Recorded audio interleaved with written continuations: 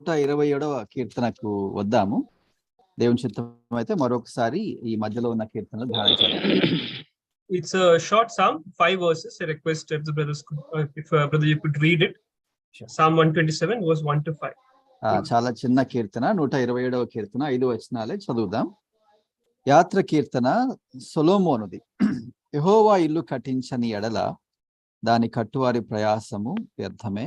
యెహోవా పట్టణమును కాపాడని ఎడల దాని కావలి కాయువారు మేలుకొని ఉండుట వ్యర్థమే. మీరు వేకువనే లేచి చాలా రాత్రి అయిన తరువాత పండుకొనుచు కష్టార్జితమైన ఆహారము తినుచు నుండుట వ్యర్థమే. తన ప్రియులు నిద్రించుచుండగా ఆయన వారికి ఇచ్చుచున్నాడు. కుమారులు యెహోవా అనుగ్రహించు స్వాస్థ్యము, గర్భఫలము ఆయన ఇచ్చు బహుమానమే. యవన కాలమందు పుట్టిన కుమారులు బలవంతుని చేతిలో బాణముల వంటి వారు. వారితో తన అంబుల పొది నింపుకొనువాడు ధన్యుడు. అటివారు సిగ్గుపడక గుమ్మములో తమ విరోధులతో వాదించుదురు. Now this is a very well-known psalm, not only of Song of Ascents, but in general, this is one of the very well-known psalms that we have. ఇది చాలా సుపరిచితమైన కీర్తన అందరికీ దాదాపుగా. Especially we prefer to read this when children are brought to the assembly, as to remind the parents of how great a privilege it is to have children, what a blessing it is that God has given us children. పిల్లలు పుట్టినప్పుడు మామూలుగా చదివే కీర్తనలో ఈ కీర్తన ఉంటుంది. అది దేవుని ఆశీర్వాదం, పిల్లలు దేవుని ఆశీర్వాదం అన్న అంశాన్ని మనము ఎత్తి చూపిస్తూ ఈ కీర్తన చదివి ధ్యానం చేస్తాం. And truly we may always apply it in that sense, but today we want to truly study how it was written and for what purpose it then serves. నిజమే, పిల్లలు దేవుడు అనుగ్రహించు ఆశీర్వాదం దీవెన అయినప్పటికీ ఈ సాయంకాలం ఈ కీర్తన ధ్యానం చేస్తుండగా ఇంకో కోణంలో నుంచి మనము ఈ కీర్తన దాని నేపథ్యము అర్థం చేసుకొని ఆలోచిద్దాం, ధ్యానం చేద్దాం. We have reminded beforehand when these songs could have been written, and one of these occasions was indeed the return of the Jewish captivity. మనం ఇంతకు ముందే ఈ కీర్తనలు ఎప్పుడు పాడి ఉండొచ్చు అన్న ఆలోచిస్తూ ఒక కారణము తిరిగి బబులోని చెర నుండి వచ్చేటప్పుడు పాడి ఉండొచ్చు అన్న ఆలోచన కూడా చెప్పుకున్నాం, గుర్తుందా? And also here we read that it was a song by Solomon, a song of decrees for Solomon or of Solomon. ఈ కీర్తన ప్రత్యేకంగా మనము చూస్తే శీర్షిక సొలొమోను కొరకు అన్న ఆలోచన ఉండొచ్చేమో కానీ సొలొమోనుది అని ఖచ్చితంగా ఇక్కడ రాయబడింది. And we're really going to focus on the real purpose, the labor that has some kind of purpose attached to it. ప్రత్యేకంగా ఈ సాయంకాలం ఈ కీర్తన ధ్యానం చేస్తుండగా దీని ముఖ్య ఉద్దేశము ఏంటో మనం ఆలోచించడానికి ప్రయత్నం చేద్దాం. And a labor that can be entirely for vain, for nothing. ఇక్కడ కష్టము లేకపోతే శ్రమ అని మాట్లాడుతున్నాడు కదా, వ్యర్థము అని మాట్లాడుతున్నాడు. దాని విషయమై కొంత ఆలోచన చేద్దాం. So in Solomon's time it would have been to instruct those who were then present to realize what kind of labor is profitable, what kind of labor is utterly vain. సొలొమోను కాలంలో ఎటువంటి ప్రయాస వ్యర్థము, ఎటువంటి ప్రయాస అట్లా వ్యర్థము కాదో అన్న ఆలోచన మనకు ఒక రకంగా అర్థమవుతుంది, కీర్తన ధ్యానం చేస్తుంటే అర్థమవుతుంది. And in the time of Nehemiah, in the time when the Jewish captivity is returning, for them again it would become an encouragement to continue on in the labor for the Lord, knowing that there is profit in it. నేపథ్యాన్ని మనం ఆలోచిస్తున్నాం. 127వ కీర్తన నెహెమ్యా కాలంలో ప్రత్యేకంగా వారు ప్రయాసపడ్డారు కదా, అది ప్రభు కొరకు ప్రయాస, అది ఫలభరితం అయిన ప్రయాస అన్న ఆలోచన కూడా ఒక రకంగా నేపథ్యంలో ఒక ఆలోచన మనము ఆలోచిద్దాం. So I hope that you can keep these contexts in your mind always when we are reading these psalms now. So firstly we have described the journey of the pilgrims towards the Jerusalem temple itself. ఈ యాత్ర కీర్తనలన్నింటినీ ధ్యానం చేస్తుండగా మనము ఈ నేపథ్యాన్ని మనం మర్చిపోకుండా ఆలోచిద్దాం. అంటే ఆ నేపథ్యంలో వీటిని ధ్యానం చేద్దాం. ఒకటి, యెరూషలేముకు ప్రయాణం చేస్తున్నప్పుడు పాడుతున్న కీర్తనలు అన్న ఒక ఆలోచన మనం చెప్పుకున్నాం ఇంతకు ముందే. And secondly, very readily applicable it was when the Jewish captivity was returning back to Jerusalem itself, in the time of Ezra, in the time of Zerubbabel, the time of Nehemiah. రెండవదిగా నేపథ్యాన్ని గురించి, కీర్తనల నేపథ్యాన్ని గురించి ఆలోచిస్తూ బబులోను చెర నుండి Ezra కాలంలో గాని, నెహమ్యా కాలంలో గాని, యెరుబ్బాబేలు కాలంలో గాని తిరిగి వచ్చినప్పుడు పాడుకున్న కీర్తనలు అన్న ఆలోచన నేపథ్యం గురించి ఆలోచించాం, గుర్తున్నాయి కదా. That's what we found last week when we described the characteristics of a true servant, his posture, like Nehemiah, like Daniel, ready to be used for the service of the Lord. అదే ఆలోచన కదా, చరణం నుండి బయటకు వస్తున్నప్పుడు పాడుతున్న కీర్తనలు అన్న ఆలోచన మన మనసులో ఉంచుకొని 123వ కీర్తన మనం ధ్యానం చేస్తూ కదా, దాసుడు యజమానుని చేతి వైపు చూస్తూ ఉన్నట్టుగా, దాసురాలు యజమానురాలు వైపు చూస్తున్నట్టుగా నెహెమ్యా ఉన్నాడు, దానియేలు ఉన్నాడు, సిద్ధంగా ఉన్నారు, పని చేస్తూ ఉన్నారు అన్న ఆలోచనలు ఆలోచించాం, గుర్తున్నాయి కదా. But such is the nature of these psalms that it so clearly resonates with our personal Christian life that we can always draw encouragement, always draw some kind of instruction from these psalms. అయితే కీర్తనలు వాటి స్వభావము ఒక రకంగా ఎటువంటిదంటే, మన వ్యక్తిగత జీవితంలో వారు ఎప్పుడు ఎక్కడ పాడుకున్నా మన వ్యక్తిగత జీవితంలో సహా అన్వయించుకొని వాటిని ఆ ఆలోచనలు మనం అన్వయించుకొని మనము ప్రోత్సహింపబడడానికి ఉపయోగకరంగా ఉన్నాయి కీర్తనలు. So coming to this psalm, what we must understand is the fact that there is some kind of labor that we are all engaged in. ఈ కీర్తనకు వద్దాం, 127వ కీర్తన. మనకు ఒక విషయం స్పష్టంగా అర్థమవుతుంది. ప్రయాసము అని చెప్పాడు కదా, మనము దేని విషయమై ప్రయాసపడుతున్నాం ఆలోచిద్దాం. And the psalmist wants to warn us, wants to encourage us to stick to the right path so that our labor might be for profit. ఇక్కడ ఒక రకంగా ఈ కీర్తనకారుడు హెచ్చరిస్తున్నాడు, మన ప్రయాస దేని విషయమై ఉండాలి, సరి అయిన ఉద్దేశంతో మన ప్రయాస ఉండాలి అన్న ఆలోచనతో రాస్తున్నట్టుగా, హెచ్చరిస్తున్నట్టుగా మనకు అగబడుతుంది. Because in some way or the other we are all doing some kind of labor, but is it for that which will be for profit? మనము ఏదో విధంగా ప్రయాస పడుతూనే ఉన్నాం, అయితే ఈ ప్రయాస లాభకరమైన ప్రయాసన ఆలోచిద్దాం. Now, to understand this psalm, there are a few things we must take notice of.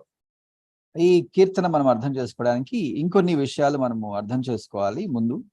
In the English Bible, I'm reading the verses and the word vain pops up very often in the first two verses. The word vain. Yes. మొదటి 2 వచనాల్లో English బైబిల్లో vein అన్న మాట ఉపయోగించాడు. మన తెలుగులో వ్యర్థమే వ్యర్థమే వ్యర్థమే అన్న మాట మళ్ళీ ఉపయోగించాడు కదా, మొదటి 2 వచనాల్లో గమనిస్తున్నారా? Secondly, we must understand why does the psalmist then use the illustration of children to describe what he is trying to tell us. ఈ వచనాల తర్వాత ఆయన ఒక రకంగా తన ఏది చెప్పాలనుకున్నాడో దాన్ని వివరించడానికి పిల్లల గురించి, కుమారుల గురించి ఎందుకు చెప్తున్నాడు మనం అర్థం చేసుకున్నాం. And thirdly, we must realize what is the Lord building. ఆ తర్వాత ప్రభువు దేనిని నిర్మిస్తున్నాడు అన్న విషయాన్ని కూడా మనం అర్థం చేసుకుందాం ఈ కీర్తనలో. So let's look into this psalm now. ఈ కీర్తన మనము ధ్యానం చేయడానికి ముందుకెళ్దాం. The first verse we read here, except the Lord build the house, they labor in vain that build it. మొదటి వచనం, యెహోవా ఇల్లు కట్టించని ఎడల దాని కట్టువారి ప్రయాసము వ్యర్థమే అన్నాడు. Now vain in the Bible can mean two things. వ్యర్థమే అన్న మాట దేవుని వాక్యంలో 2 ఆలోచనలు ఎత్తి చూపిస్తుంది.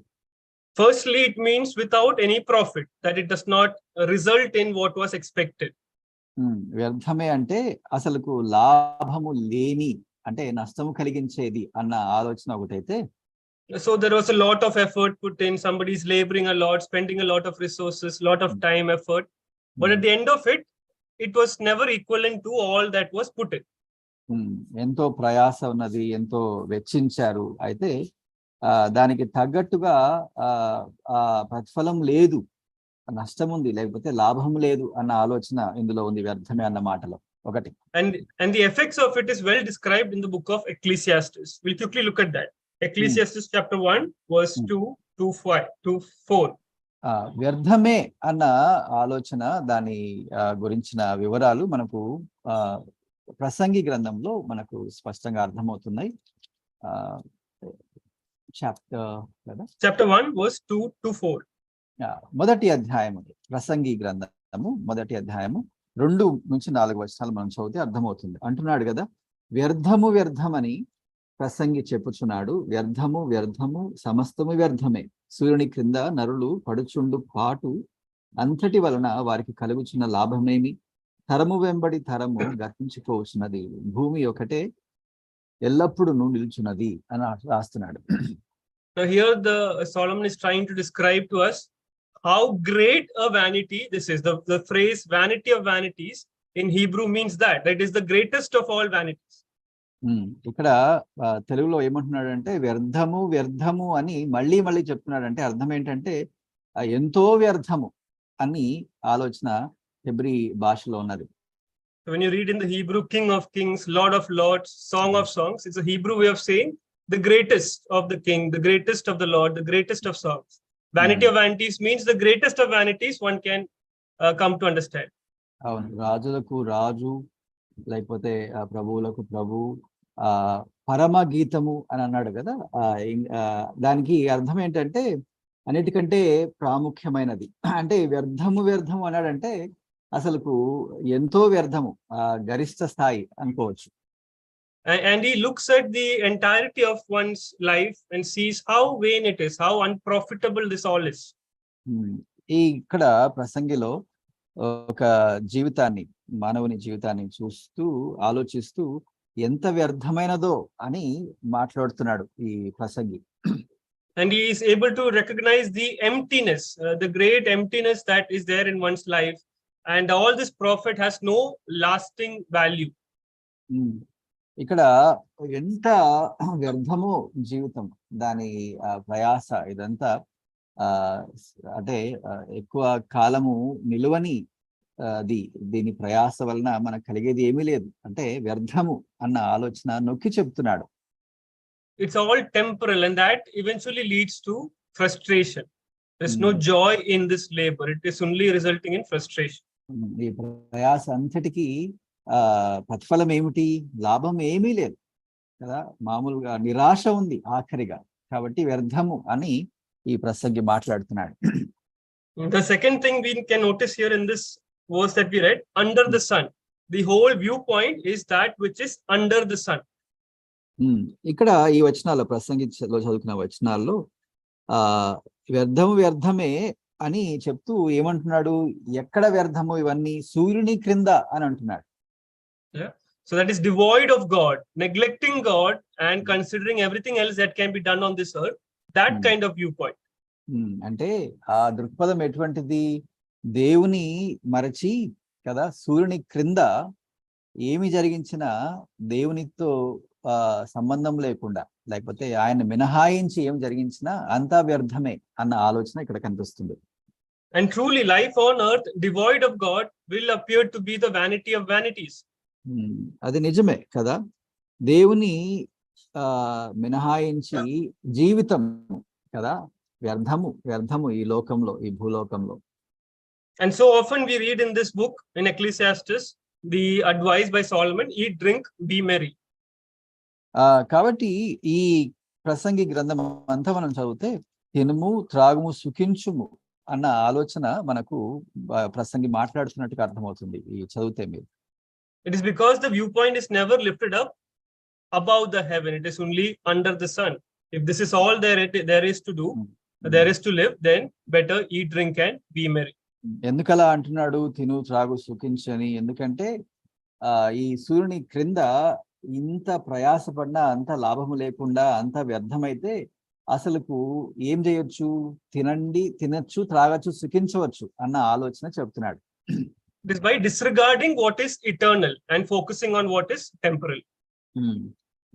శాశ్వతమైన వాటిని కదా మర్చిపోయి అశాశ్వతమైన కదా తాత్కాలికమైన వాటి మీద మనసు ఉంచి ప్రయాసపడితే అది వ్యర్థమే కాబట్టి తిను త్రాగు సుఖించు అంటున్నాడు.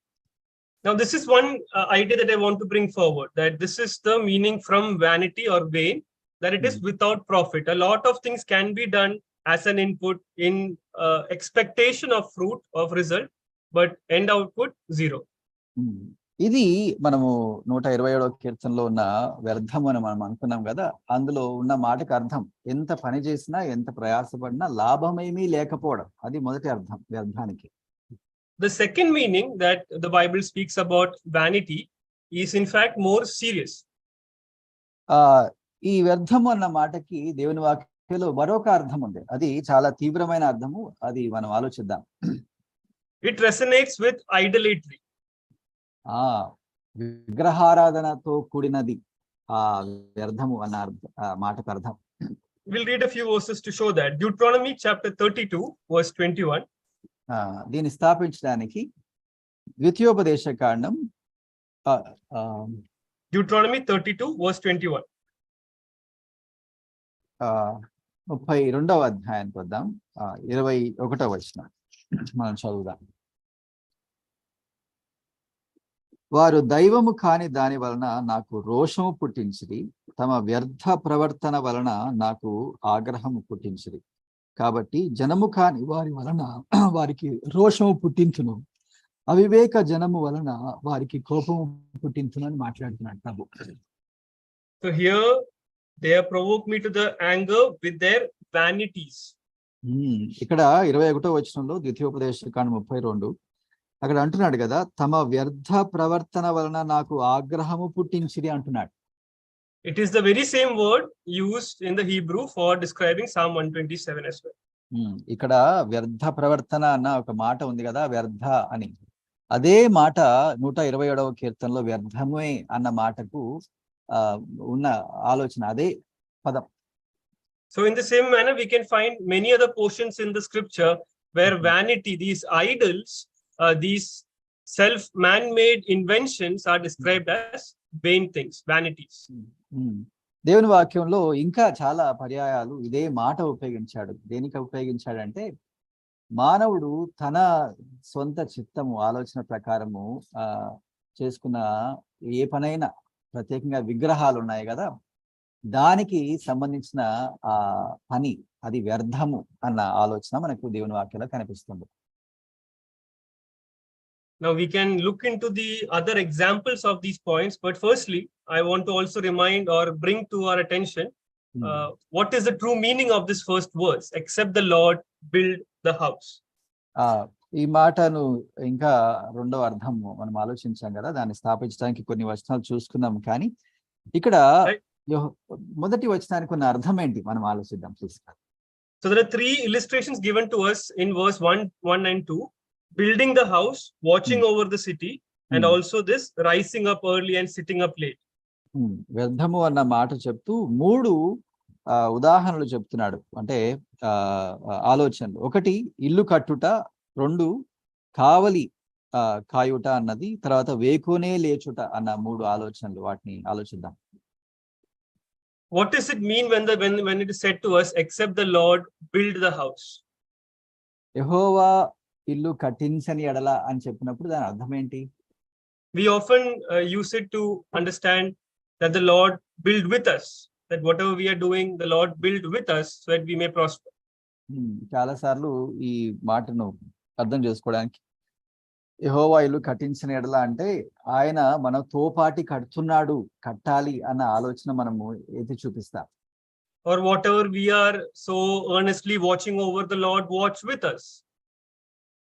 ఒకవేళ ఏదైనా కావలి కాయడం, కాపాడడం అని అనుకుంటే ప్రభు మనతో పాటి కావలి కాస్తాడు, కాపాడుతాడు అన్న ఆలోచన మనకు ఉంటుంది.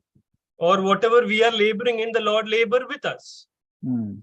మనం దేనికోసమైనా ప్రయాస పడితే వేకువనే లేచి ప్రభు మనతో పాటి ప్రయాస పడతాడు, లేకపోతే మనతో ఉంటాడు అన్న ఆలోచన మనకు అర్థమవుతుంది, దాన్ని చెప్పుకుంటాం ప్రాముఖ్యంగా.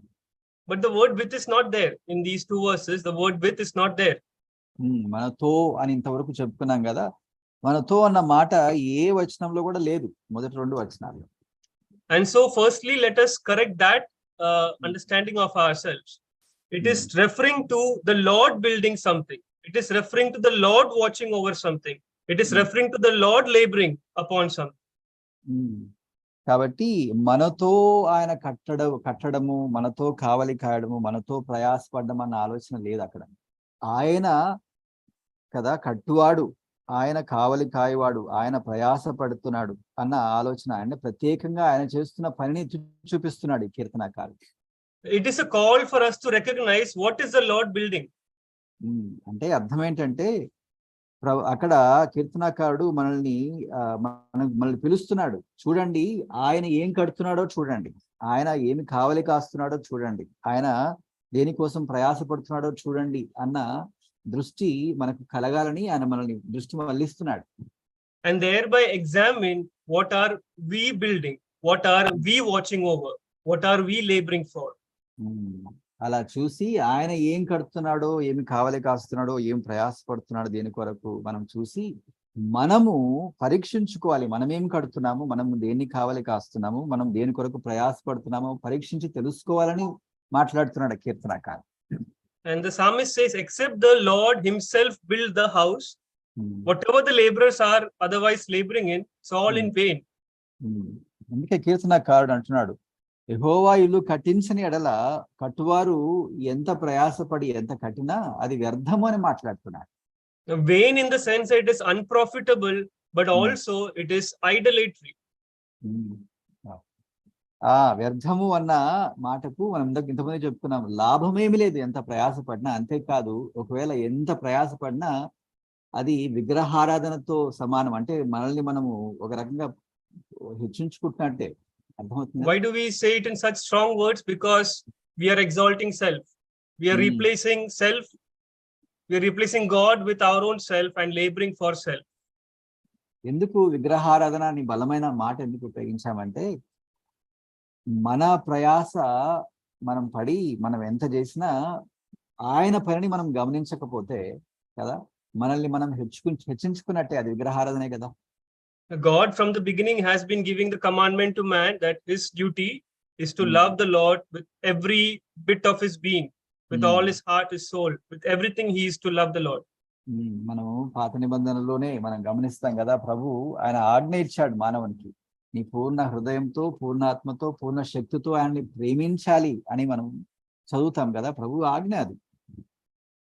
Our purpose on this earth is not to desire our own ambitions and then call God to build it up for us, but rather to identify what is the Lord building and thereby direct our efforts, our ambitions towards it. మన లోకంలో జీవిస్తుండగా మన ముఖ్య ఉద్దేశం ఏమై ఉండాలి కదా, మనమేదో కట్టాలని కదా, మనమేదో ప్రయాసపడాలని, మనమేదో కావలి కాయాలని కాదు. ఆయన ఏమి కడుతున్నాడో కదా, ఆయన ఏమి కావలి కాస్తున్నాడో, ఆయన దేని కొరకు ప్రయాసపడుతున్నాడో ఎరిగి ఆయనతో మనం పని చేయడం. Now there can be a lot of intellect, talent, efforts, everything involved in a labor that is without God. కదా ఎన్నోసార్లు ప్రయాసలో ఎంతో జ్ఞానము వెచ్చించవచ్చు కదా, మనకున్న వరాలు ఇంకేదైనా మనకున్నది ఉపయోగించి ప్రయాసపడవచ్చు. I want to bring a few examples for that. Genesis chapter 11. ఒక ఉదాహరణ మనం చూద్దాము. ఆదికాండం 11వ అధ్యాయంకి వద్దాం. We can read from chapter 11 verse 3 3 till 7. 3వ వచనం నుంచి ఆదికాండం 11వ అధ్యాయం 3 నుంచి చదువుకుందాం 7 వరకు. మనము ఇటుకలు చేసి బాగుగా కాల్చుదాము రండని ఒకరితో ఒకడు మాట్లాడుకునేది. రాళ్లకు ప్రతిగా ఇటుకలను, అడుసునకు ప్రతిగా మట్టి కీలును వారి కుండెను. మరియు వారు మనము భూమి అందంతటా చెదరిపోకుండా ఒక పట్టణమును ఆకాశం నంటూ శిఖరము గల ఒక గోపురమును కట్టుకొని పేరు సంపాదించుకుందాము రండి మాట్లాడుకునగా, యెహోవా నరుల కుమారులు కట్టిన పట్టణమును గోపురమును చూడ దిగివచ్చను. అప్పుడు యెహోవా, ఇదిగో జనము ఒక్కటే, వారికి అందరికీ భాష ఒక్కటే, వారు ఈ పని ఆరంభించి ఉన్నారు. ఇక మీదట వారు చేయదలచు ఏ పని అయినాను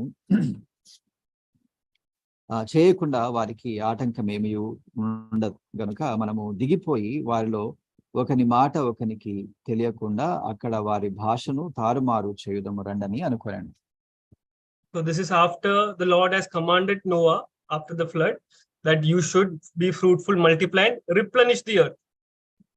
నోవాతో చెప్పిన ఆజ్ఞ ఉంది కదా, మీరు ఈ భూలోకాన్ని నింపాలి, మీరు ఫలించాలి అని మాట్లాడి చెప్పిన సందర్భం తర్వాత జరిగిన సంభవం ఇది. Which means get scattered, be scattered, spread all over the earth. అంటే అర్థం ఏంటంటే వారు చెదరిపోయి భూలోకంలో వారు ఫలించాలని ప్రభు కోరిక. But here we have again after that a group of people who are going to rise up in rebellion to the revealed will of God. అయితే ప్రభు అట్లా స్పష్టంగా ఆజ్ఞ ఇస్తే ఆ ఆజ్ఞకు వ్యతిరేకంగా ఇక్కడ కొంతమంది చేరి వచ్చి అందరం కలిసి ఉందామని వారు చేస్తున్న ప్రయాస పని మీరు కట్టడం చూస్తున్నారు కదా. Is there labor involved? ఇక్కడ ప్రయాస ఉందా? Is there talent and skill involved? ఇక్కడ వారికి ఉన్న నైపుణ్యము కదా, వారి పని తనము ఉందా? ఇక్కడ ఖచ్చితంగా ఉంది. Verse 3 says, go to, let us make brick. So they are not going to carve out stones, but they're actually going to manufacture brick. ఇక్కడ చూస్తే 2వ వచనంలో లేకపోతే 3వ వచనంలో ఇటుకలు చేసి బాగుగా కాల్చుదాము రండి అని చెప్పుకుంటున్నారు కదా. వారికి నైపుణ్యం ఉంది. So they had a well thought of strategy, they had a vision, they had everything, but it was against the revealed will of God. వారికి ఒక మంచి ప్రణాళిక ఉంది, మంచి గురి ఉంది, లేకపోతే ఎంత నైపుణ్యం ఉంది, కానీ అది దేవుని చిత్తానుసారం కాదు. గమనిస్తున్నారా? And they built something very tall. They tried to build something very tall. వారు ఒక పెద్ద గోపురం కట్టారు కదా, ఎంతో పైకి వారు కట్టుకున్నారు. But an illustration of how the Lord turns it into vanity. In verse 7, go to, let us go down, and there confound their language. అయితే అది వ్యర్థమని 7వ వచనం మనం చదివితే మనకు అర్థమవుతుంది. ప్రభు అంటున్నాడు, గనుక మనము దిగిపోయి వారిలో ఒకని మాట ఒకనికి తెలియకుండా అక్కడి వారి భాషను తారుమారం చేయడం రండి అని అనుకోనను. అంటే అది వ్యర్థమని ప్రభు చెప్తున్నాడు. The Lord was not building that house. The Lord was not building that tower. Their labor was entirely in vain. ప్రభువు దాన్ని కట్టట్లేదు కదా, ఆ గోపురాన్ని ప్రభు కట్టట్లేదు. వారి ప్రయాసలో వారు ఉన్నారు నిమగ్నమై కదా, అది వ్యర్థము. A few more chapters before in Genesis we have the incident of Cain. ఇంకా కొంచెం ముందుకు ఆది కాండంలో వెళ్తే 4వ అధ్యాయంలో కయ్యూను గురించి మనం చదువుతాం కదా. And there Genesis chapter 4 verse 16 and 17. 16-17 వచనాలు మనం చదివితే ఆది కాండం 4వ అధ్యాయం. అప్పుడు కయ్యూను యెహోవా సన్నిధిలో నుండి బయలుదేరి వెళ్ళి ఏదెనుకు తూర్పు దిక్కున నోదు దేశంలో కాపురముండెను. కయ్యూను తన భార్యను కూడినప్పుడు ఆమె గర్భవతి అయి హనోకును కనెను. అప్పుడు అతడు ఒక ఊరు కట్టించి ఆ ఊరికి తన కుమారుని పేరు పెట్టి హనోకను పేరు పెట్టాను. So here is Cain who refuses to repent, who refuses to acknowledge the way of the Lord, and his desire, but I have to build a city after the name of my son Enoch, so that his name will be remembered forever. ఇక్కడ కూడా కదా అవిధేయతలో ఉన్న కయ్యూని మనం చూస్తున్నాం కదా. ఆయన దేవునికి వ్యతిరేకంగా ఉన్నాడు. ఏం చేస్తున్నాడు? 17వ వచనంలో ఊరు కట్టించి ఆ ఊరికి తన కుమారుని పేరును బట్టి హనోకను పేరు పెడతానని ఆ పేరు సదాకాలం నిలవాలని ఆలోచించి చేస్తున్న పని, సొంత ఆలోచన.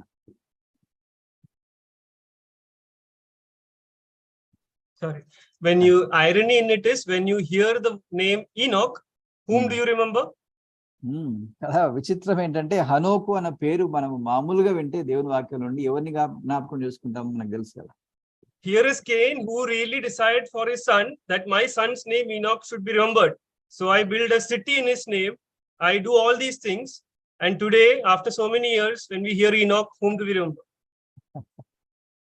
కయ్యూను కదా తన సొంత ఆలోచన ప్రకారము తన కుమారుని పేరు హనోకు కదా, ఆ పట్టణం కట్టించి ఆ పట్టణానికి ఆ పేరు పెడితే చాలా మంది గుర్తుంచుకుంటారని ఆయన ఊహించాడు. కానీ నిజానికి దేవుని ఆలోచన వేరుగా ఉంది కదా. హనోకు అని అంటే ఇన్ని సంవత్సరాల తర్వాత ఈ రోజు ఏ క్రైస్తవుని అడిగినా ఎవరిని జ్ఞాపకం చేసుకుంటారు? కయ్యూను కుమారుని కాదు, మనకు తెలుసు కదా. We remember the Enoch who walked with God.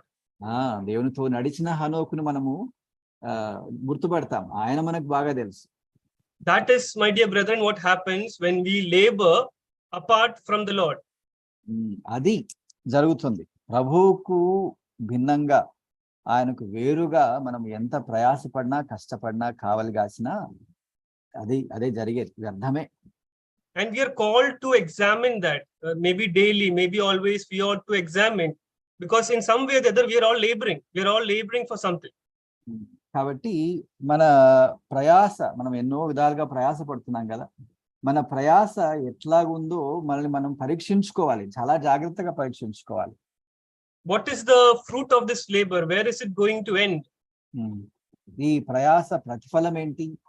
నేను ఎటువైపు వెళ్తున్నాను? దేవుని చిత్తానుసారంగా ప్రయాస పడుతున్నానా? When the Lord has clearly instructed to us what is he building in, then what are we engaged in building? ఆయన ఏమి కడుతున్నాడో దేవుని వాక్యంలో స్పష్టమైన సూచనలు ఉన్నాయి. మనం ఏమి కడుతున్నామో అది వ్యతిరేకంగా, భిన్నంగా ఉంటే ఆలోచించాలి.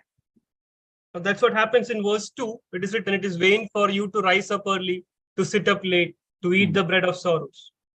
అదే 2వ వచనంలో కూడా చెప్తున్నాడు, మీరు వేకునే లేచి చాలా రాత్రి అయిన తర్వాత పండుకొనుచు కష్టార్జితమైన ఆహారం తినుచునుట అది కూడా వ్యర్థమే అంటున్నాడు. Now, is it wrong to sit up late and rise up early? చాలా రాత్రి వరకు మేలుకొని ఉండడము, కష్టపడము, లేకపోతే తెల్లవారి లేయడము అది మంచిది కాదా, తప్ప? Of course, that is not the meaning. So that is why firstly I brought the understanding. We must examine what are we actually laboring for. అది తప్పు కాదు కదా, మనకు తెలుసు. అయితే దేని విషయమై మనం ప్రయాసపడుతున్నాము అన్నది ప్రాముఖ్యమైనది. అందుకే మనం ముందే నేపథ్యం చెప్పుకొని ఆలోచించాం ఈ వచనం. Sometimes we are so focused on things apart from God, and for that reason we will rise up so much early, we will stay up so much late, we will eat the bread of sorrows, we will not realize that all of this is in vain. చాలా సార్లు మనం ప్రయాసపడుతూ కదా, చాలా రాత్రి అయిన తర్వాత పడుకొని కష్టార్జితమైన ఆహారం తినుచు మనము దేవునికి వేరుగా కదా, ఆయన ఉద్దేశాలు నెరవేర్చకుండా మనము మన ఇష్టానుసారంగా ప్రవర్తిస్తామే, అది వ్యర్థము. Now, when Nehemiah and his men were rebuilding the walls of Jerusalem, there was a time when they actually had to stand guard as well as build the wall. Nehemiah కాలంలో వారు ఆ యెరూషలేము చుట్టూ గోడ కదా కడుతున్నప్పుడు వారు కడుతూ కావలి కాస్తున్న సందర్భం ఒకటి ఉన్నది, మీకు తెలుసు కదా. That was a time when there was very little sleep for people like Nehemiah. కడుతూ కావలి కాస్తున్నప్పుడు వారి ప్రయాసలో వారికి నిద్ర కూడా చాలా తక్కువైనది. There was a danger of people of the enemies attacking, while they also had to ensure the work proceeds very fast. అవును, ఈ ప్రయాస పడుతుండగా, ఈ గోడ కడుతూ ఉండగా శత్రువులు వచ్చి ఎప్పుడైనా దాడి చేస్తారేమో అన్న ఆలోచనతో వారి కావలి కాస్తూ కట్టారు. Looking at the labor, we know it was not in vain. మనకు అర్థమవుతుంది కదా, ఆ కావలి కాయడము, ఆ ప్రయాస అది వ్యర్థం కాదని మనకు అర్థమవుతుంది. Because they were building what the Lord was building. వారు ఎందుకు ఆ ప్రయాస కావలి కాయడం వ్యర్థం కాదని మనం చెప్తున్నాం. నెహెమ్యా కాలంలో దేవుడు ఏది కట్టాలనుకున్నాడో దాన్ని కడుతున్నారు కాబట్టి. They were watching over what the Lord is watching over. దేవుడు దేన్ని కావలి కాస్తున్నాడో దాన్ని కావలి కాస్తున్నారు కాబట్టి అది వ్యర్థం కాదు. And so this is a matter of our heart, a question that must come into our heart, to truly be clear about this. What are we laboring for? ఇది ప్రాముఖ్యమైన ప్రశ్న. మనల్ని మనము మన అంతరాత్మతో ఒక రకంగా ప్రశ్న వేసుకోవాలి. కానీ నిజంగా మనం దేని కొరకు ప్రయాసపడుతున్నాం ఆలోచించాలి. It is in no way trying to minimize the importance of the so-called secular employment, secular responsibilities that we have. అట్లని చెప్పి మామూలుగా మన జాబ్స్ కదా, ఏదో మన పని ఉంటది కదా, బయట లోకంలో మనం పని చేసి జీతం సంపాదిస్తాం, అవి చేయకూడదని కానే కాదు.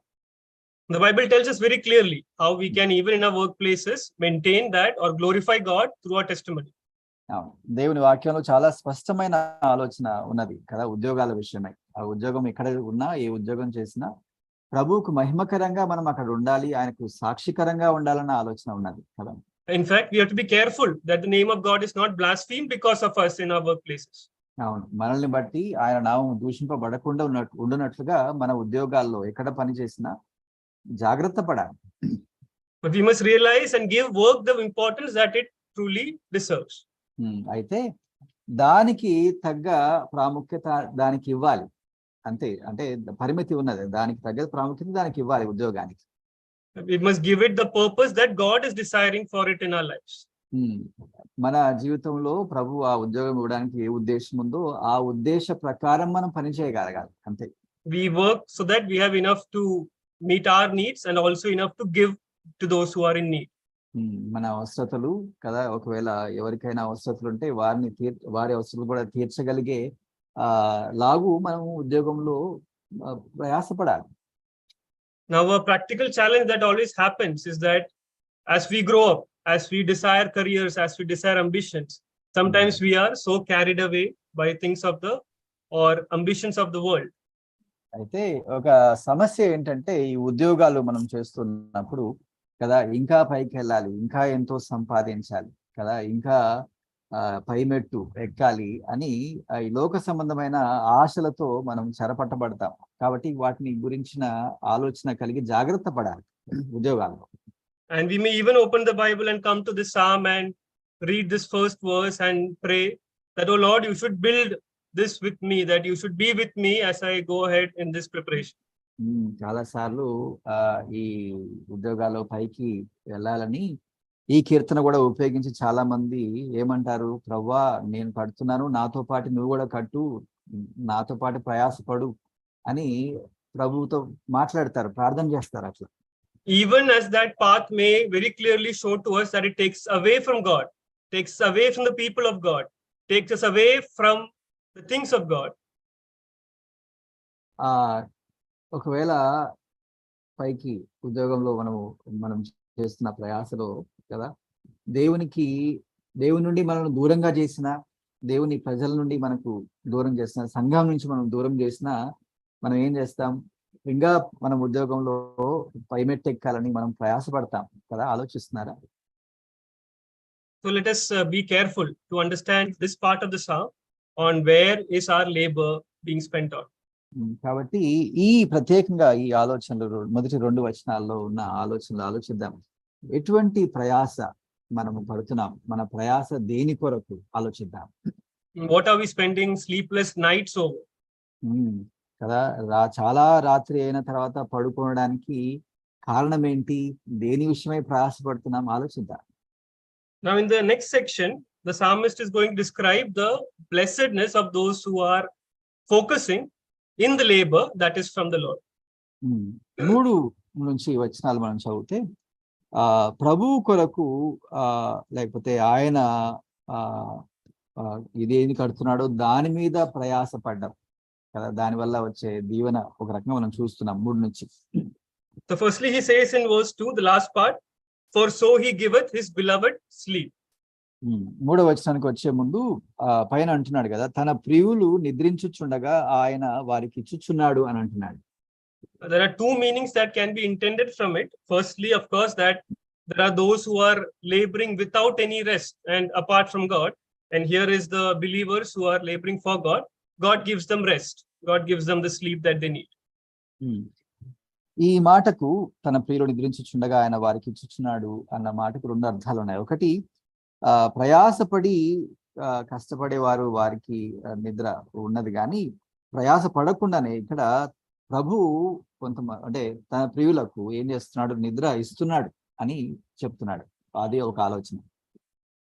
The second meaning that can come here, ఇక్కడ ఇంకొక ఆలోచన కూడా ఉన్నది, ఇంకొక అర్థం కూడా ఉన్నది ఈ మాటకు. is that he even blesses them in their sleep. ఇంకొక ఆలోచన అర్థం ఏంటంటే, తన ప్రియులు నిద్రించుచుండగా ఆయన వారికి ఆశీర్వాదాలు ఇస్తున్నాడు అన్న ఆలోచన కూడా ఉన్నది. మీరు ఆలోచించండి. Not because they are lazy or idle, but that he will bless the labor of their hands even as they sleep. అంటే వారు నిద్రిస్తున్నారంటే అర్థం ఏంటి, వారు సోమరులు లేకపోతే పని చేయట్లేదని కాదు, కానీ వారి చేతి పనిని వారు నిద్రిస్తుండగానే ప్రభు ఏం చేస్తాడు? ఆశీర్వదిస్తాడు అన్న ఆలోచన ఇందులో ఉన్నది ఈ మాటలు. Meaning that when they have put their hands to rest, God is very effectively seen working for them. ఆలోచన ఏంటంటే వారి ప్రయాస ముగించి వారు నిద్రిస్తుండగా ప్రభువుకు ప్రాధాన్యత ఇచ్చి వారు జీవిస్తున్నారు కాబట్టి ఆయన పని చేస్తూ వారి జీవితాల్లో ఆశీర్వదిస్తాడు అన్న ఆలోచన. So how different it is from the labor of those who are doing it without God, and how blessed it is when one understands what God is engaged in and decides to join with God in that labor.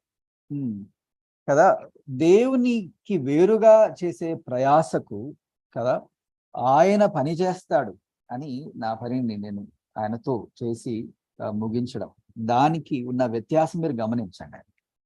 And now the psalmist will use the illustration of children to show to us how all of this fits together.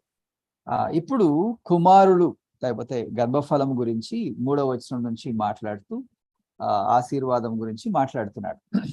It says verse 3, lo, behold, children are a heritage of the Lord. 3వ వచనం ప్రారంభిస్తూ అంటున్నాడు, కుమారులు యెహోవా అనుగ్రహించు స్వాస్థ్యము. The word heritage is otherwise translated inheritance. ఇక్కడ స్వాస్థ్యము అన్న మాట మనకు అర్థమైపోయింది కదా తెలుగులో. So whatever we may receive from our family as inheritance, we have to understand the Lord is giving people as an inheritance children. మనం చాలాసార్లు పెద్దల నుండి స్వాస్థ్యం పొందుతాం కదా, అట్లా ప్రభు ఏం చేస్తున్నాడు? పిల్లల్ని స్వాస్థ్యంగా ఇస్తున్నాడు. We are to regard children in that way, that the Lord is giving it to us as inheritance from him. మనం కూడా పిల్లల్ని ఎలా ఎంచాలి కదా, వారసత్వము అని మనం అనుకుంటాం కదా, ప్రభు ఇచ్చిన స్వాస్థ్యము అని ఎంచి వారిని పెంచాలి. So that's always the attitude a believer should look at children as, with that they are received from God, he is giving it to us as his inheritance. అదే దృక్పథంతో ఒక విశ్వాసి పిల్లల గురించి ఆలోచించాలి. దేవుడు కదా ఆయన అనుగ్రహించాడు, ఆయన అనుగ్రహించు స్వాస్థ్యము అన్న ఆలోచన దృక్పథం కలిగి ఉండాలి విశ్వాసి.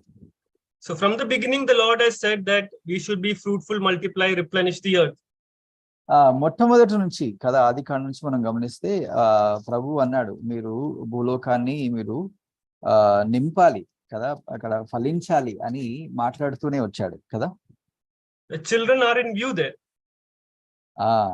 అక్కడ ఫలించాలి అంటే అక్కడ పిల్లలు కలిగి ఉండాలి అంటే పిల్లలు గురించి మాట్లాడాడు అక్కడ కూడా. But it came to a point where it was no longer enough that children are there, but that children who are knowing the Lord, who fear the Lord, godly generation ought to be there. అంటే ఊరికే పిల్లలు ఉండాలి అని కాదు కానీ కదా, దేవునికి భయపడే పిల్లలు కదా. That was then the work of the Lord that was continuing. ఆయనకు భయపడే తరము రావాలి కదా, అప్పుడు ఆయన పని కొనసాగుతుంది. God has then from the beginning been laboring in this regard. మొట్టమొదటి నుంచి ఈ విషయంలో ప్రభు ప్రయాసపడుతున్నాడు, అంటే దేవునికి భయపడే తరము పిల్లలు విషయమై. So for the Jewish nation it was very easy to understand. ఒక యూదునికి చాలా సులువుగా అర్థమైపోతుంది ఈ ఆలోచన. One of the recommendations that God gives of Abraham, he says that I know he will surely teach his coming generation about my commandments, about my statutes. అబ్రహాముకు ఉదాహరణకి తన తరము తర్వాత వారికి నా ఆజ్ఞలు బోధిస్తాడు అన్న ఆలోచన ఉన్నది. అంటే తరము వెంట తరము వారికి బోధిస్తారు దేవుని ఆజ్ఞలు అన్న ఆలోచన యూదులకు ఉన్నది. And repeatedly in the Old Testament, in Deuteronomy, there is the command for the parents to instruct their children in the ways of the Lord. ద్వితీయోపదేశ కాండం మీరు చూస్తే కదా, పిల్లలకు బోధించాలి దేవుని ఆజ్ఞలు అన్న ఆలోచనలు మనకు మళ్ళీ మళ్ళీ కనిపిస్తాయి. Because this is the work of the Lord. ఇది దేవుని పని కదా, యూదునికి చాలా స్పష్టంగా అర్థమవుతుంది ఆ విషయం. And God was intending that those to whom he had called, the nation he had called, would maintain his laws by giving it over, handing it over to the children that were born to them. కదా, ఈ యూదులకు కదా ప్రభు ఉద్దేశం అదే కదా, వారి తరము తర్వాత ఇంకొక తరానికి వారు ఏం చేయాలి? ఈ ఆజ్ఞలను బోధించాలి. Now, all parents know that bringing up children is hard work. తల్లిదండ్రులకు అందరికీ తెలుసు, పిల్లల్ని పెంచడం చాలా కష్టతరమైన విషయం. There is surely a lot of labor involved in the nurturing up of children. పిల్లల్ని పైకి తీసుకురావాలంటే, పెద్ద చేయాలంటే చాలా ప్రయాస ఉన్నది. But that is the very point of this psalm, that this is the kind of labor that will bring fruit, that will not be in vain. ఇది ఈ ఆలోచన, ప్రాముఖ్యమైన ఆలోచన కదా. పిల్లల్ని అలా పెంచాలి ప్రభు కొరకు. ఆ ప్రయాస వ్యర్థము కాని ప్రయాస. When God has made his will known to us, then we are to labor in bringing up our children according to that will. ప్రభు తన చిత్తాన్ని బయలుపరిస్తే ఆ చిత్త ప్రకారము పిల్లల్ని పెంచడము, అందులో ఉన్న ప్రయాస ఉందే, అది మంచి ప్రయాస. Though it might be labor for many years, we will certainly see the fruit of it at the end of it all. కొన్నిసార్లు చాలా సంవత్సరాలు ప్రయాస ఉండొచ్చు, కానీ దాని ప్రతిఫలము మనం ఒక రోజు చూస్తాం ఖచ్చితంగా. That's how we read verse 4, that the psalmist then describes children to arrows in the hand of a mighty man. అవును, ప్రతిఫలం గురించి మాట్లాడుతూ 4వ వచనానికి వస్తే అక్కడ అంటున్నాడు కదా, యవన కాలమందు పుట్టిన కుమారులు ఎలా ఉంటారు అన్నాడు, బలవంతుని చేతిలో బాణముల వంటి వారు. Now Solomon knew certainly about the mighty men of David. సొలొమోనుకు దావీదు సైన్యంలో ఉన్న బలార్జుల గురించి తెలుసు. We read about them, their description was like, their face was like lions' faces. కొంతమంది గురించి, బలార్జుల గురించి, దావీదు సైన్యంలో బలార్జుల గురించి చదివితే ఒకరి అంటే వారి ముఖము ఎలా ఉందంట, సింహములాగా ఉందని మనం కొన్ని వివరాలు మనం చదువుకోవచ్చు కదా. In skill they are described as they could shoot arrows both with the right hand and the left hand.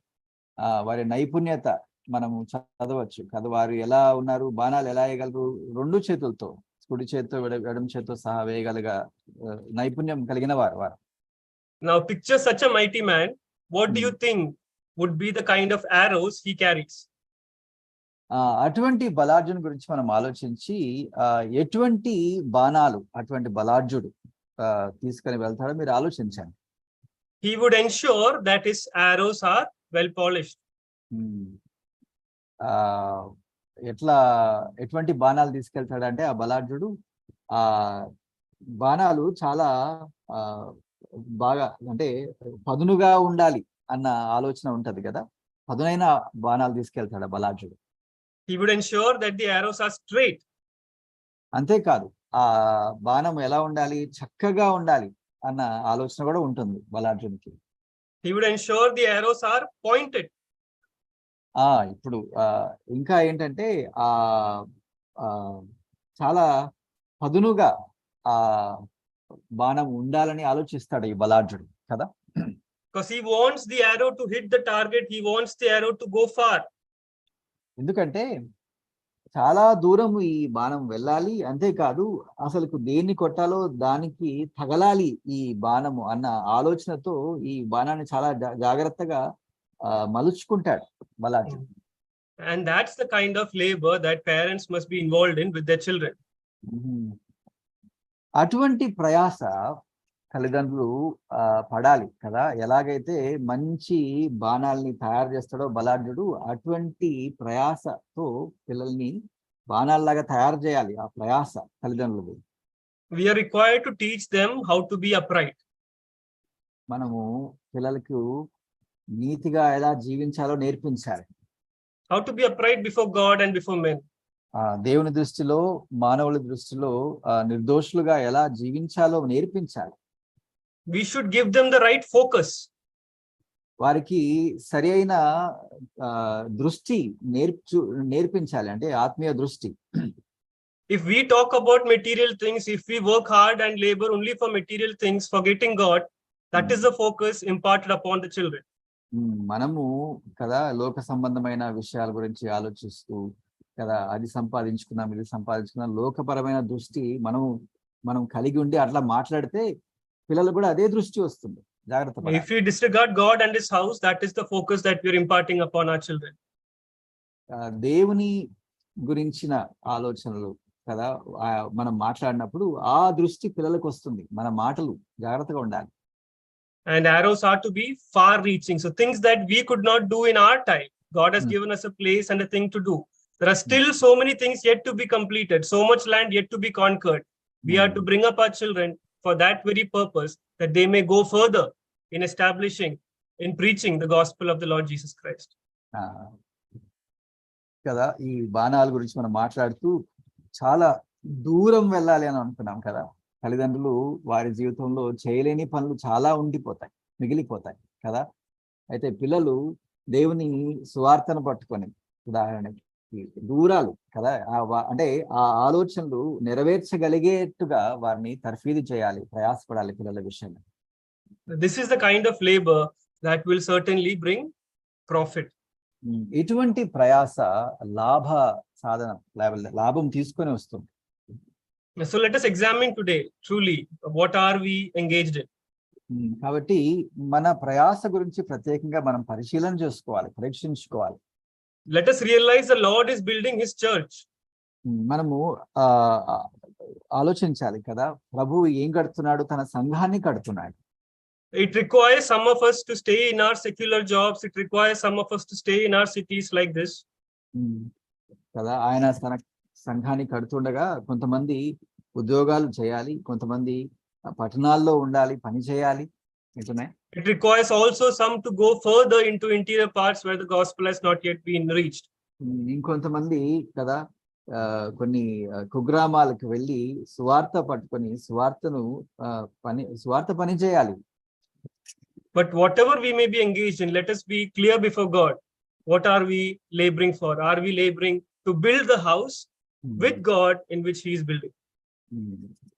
ఎలా ఉన్నా, ఏ ఉద్యోగం చేసినా, ఏ పట్టణంలో ఎక్కడున్నా, ఎక్కడ పని చేసినా ప్రభువుతో మనం కడుతున్నామా లేదా అని మనం పరీక్షించుకోవాలి. ఆయన తన సంఘాన్ని కడుతుండగా మనము ఆయనతో కలిసి పని చేస్తున్నామా లేదా ఆలోచించాలి. And parents have a great privilege to bring up children, a coming generation, with this kind of focus, with this kind of example, that they may be readily able to go in this manner. కదా తల్లిదండ్రులకు చాలా పెద్ద ఆధిక్యత ఏంటంటే పిల్లలు కదా, వారిని తర్ఫీదు చేసి కదా వారిని ప్రభు కొరకు పెంచడం చాలా గొప్ప ఆధిక్యత తల్లిదండ్రులకు. Now, as a final application to conclude, I want to read a quote from Jim Elliot. He was a missionary. He's famous, and I probably think you all will be knowing about him. It was a time when his mother was very anxious about his call, about him wanting to go to such interior parts. నేను ముగించడానికి ప్రయత్నిస్తున్నాను, కానీ ముగించే ముందు gym Elliot అని ఒక machinery గురించి నేను అంటే ఆయన చెప్పిన మాటలతో నేను ముగిస్తాను.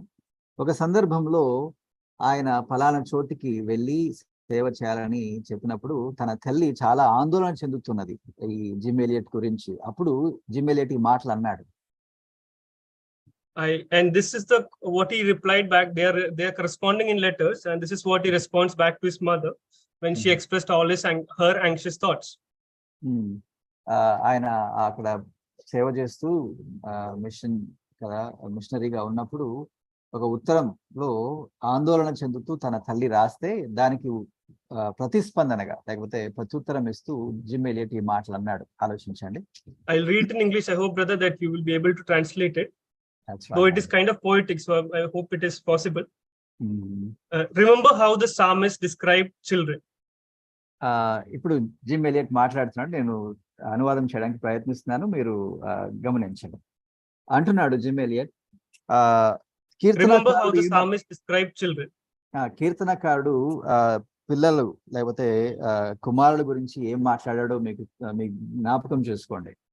He said that they were as a heritage from the Lord, and that every man should be happy who had his quiver full of them. ఆయన ఏం చెప్పాడు? కీర్తనకారుడు కుమారుల యెహోవా అనుగ్రహించు స్వాస్థ్యము కాబట్టి ప్రతి మనుషుడు వారి గురించి సంతోషపడాలి, ఆనందించాలి అని చెప్పాడు. And that is what we read today in the psalm. ఇప్పుడు కీర్తన చదువుకున్న మాటలు అవే కదా. He continues, and what is a quiver full of but arrows? తర్వాత జిమ్ ఎలియట్ మాట్లాడుతున్నాడు కదా, ఆ బలవంతుని చేతిలో బాణములు అంటున్నాడు. యవన కాలం ముందు 5వ వచనంలో వారితో ఆ కుమారులతో తన అంబుల పొది నింపుకొని వాడు అని చెప్పాడు కదా, అవి ఏంటి అని అన్నాడు. And now please note, and what are arrows for but to shoot? మీరు ఆలోచిస్తున్నారా? ఆ బాణములు ఎందుకున్నాయి? సంధించడానికే కదా ఉన్నది బాణాలు, ఇంకెందుకున్నాయి? So he applies it like this. So with the strong arms of prayer, draw the bowstring back and let the arrows fly. అది నేను తెలుగులో చక్కగా చేస్తున్నాను నేను అనుకుంటున్నాను, మీకు అర్థం కాకపోతే నేను మళ్ళీ చెప్తాను. ఈ కుమారులు బాణములు వంటి వారు కదా, అట్లా అంబున పొదిని నింపుకొని వాడు ధనుడని చెప్పాడు. అసలుకు బాణాలు ఎందుకున్నాయి? సారించడానికే కదా.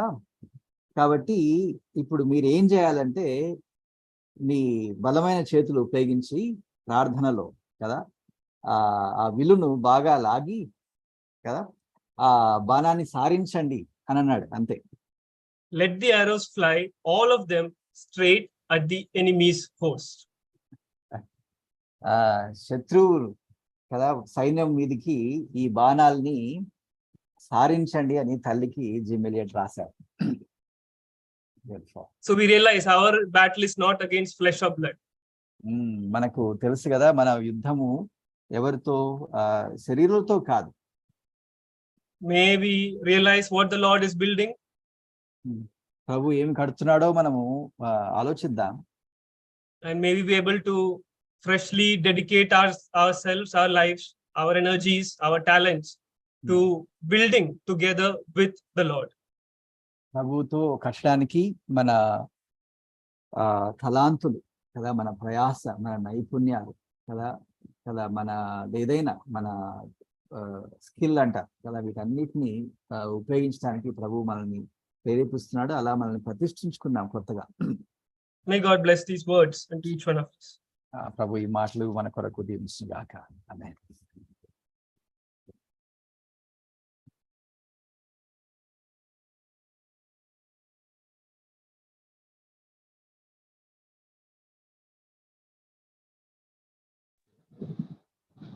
ఇంతవరకు చక్కని వాక్య సందేశాన్ని మనం విన్నాం. వాక్యం అందించినటువంటి దైవజనులు రెగ్జన్ మాథ్యూ గారికి చక్కగా తెలుగులో అర్థవంతంగా మనకు అనువదించినటువంటి మన ప్రియ సహోదరులు పాల్ ఆమ్స్ట్రాంగ్ అన్న గారికి ప్రత్యేకమైన కృతజ్ఞత వందనాలు తెలియజేస్తా ఉన్నాను. ఈ సమయంలో మన మధ్యలో మన ప్రియ సహోదరులు శ్యాంబాబు గారు గంగాపురం నుండి మన మధ్యలో ఉన్నారు. వారు అందించబడిన వాక్య సందేశం మన హృదయంలో ఫలించినట్లుగా ప్రార్థించవలసిందిగా ప్రభుపేట ప్రేమతో మనవి చేస్తూ ఉన్నాను.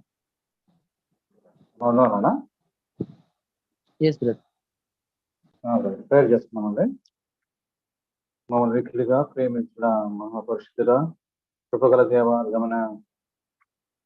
ఘనమైన బంగారు పాదాల దగ్గర చేరి సాయంకాల రాత్రికాల సమయంలో ప్రభువా నీ పాసనిధుల జీవుల ద్వారా మిమ్మల్ని పొగడి కీర్తించి ఘనపరిచి నీ నామ సత్యాలు నాయన లేఖన భాగాలు నాయన మేము నాయన పాదాల దగ్గర చేరి వినడానికి ఇచ్చిన ఘనతకై స్తోత్రాలు చెల్లిస్తున్నాం. ఏ పాటి వరకు తండ్రి అల్పులై మమ్మల్ని జ్ఞాపకం చేసుకున్నారు. మీ ఆరోగ్యమైన రెక్కలకి మమ్మల్ని కాచి కాపాడారు. ఈ వారం అంతా మమ్మల్ని కాచి కాపాడి మరలా యొక్క సోమవారం దినానికి ప్రభావ మమ్మల్ని తీసుకుని వచ్చారు. స్తోత్రాలు చెల్లిస్తున్నాము. అవును తండ్రి, మానవుడు జీవించడానికి ప్రభావ మేము తండ్రి ఆత్మీయ ప్రభావ ఎదిగి ఫలించడానికి ప్రభావ ఆత్మీయత ఇంతన నాయన లోతైనగా ప్రభావ విశ్వాసంలో స్థిరపరచబడడానికి నీ లేఖన భాగంలో మాకు ఆధారమైంటుండగా ఆ లేఖన సత్యాన్ని ప్రభావ నీ దాసుడు నిలబెట్టుకుని మాథ్యూ రెక్షన్ కానీ అలాగే ప్రభావ నాయన పాలాల సంఘాన్ని నిలబెట్టుకొని మీరు అందించిన లేఖన సత్యాన్ని బట్టి స్తోత్రాలు చెల్లిస్తున్నాం తండ్రి. అవును తండ్రి, ప్రయాసము పిల్లలు దేవుడిని ప్రభు బహుమానము, అవును తండ్రి బలవంత బాణముల వంటి వారు, అవును తండ్రి ప్రభు మేము లోకంలో ఉండక మేము నాయన నీకు ఉపయోగకరమైన పాత్రలుగా బలమైన నాయన బాణములుగా ఉండడానికి అనేక ఉపయోగ పాత్రలుగా తండ్రి సువార్త విషయంలో నాయన సేవ విషయంలో భారం కలిగి అవును తండ్రి, మేము పని చేయడానికి మమ్మల్ని పాత్రలుగా వాడుకుని నడుస్తున్నాం తండ్రి. అవును తండ్రి, బలమైన వారు, అవును తండ్రి, శక్తివంతుడు, సార్వాది బహుమానకరమైన దేవుడు మీరు. మమ్మల్ని తన లోకంలో ఏర్పాటు చేసి నిర్మించినందుకు స్తోత్రాలు చెల్లిస్తున్నాం. మమ్మల్ని అలాగే తండ్రి పురవింపజేసి ఉజ్జయింపజేసి నీ యొక్క నామ మహిమాత్గా మమ్మల్ని జీవింపజేయని ప్రార్థిస్తున్నాం తండ్రి. ఇంకా తండ్రి దాసులను సేవకులు దీవించండి, ఆశ్రయించండి.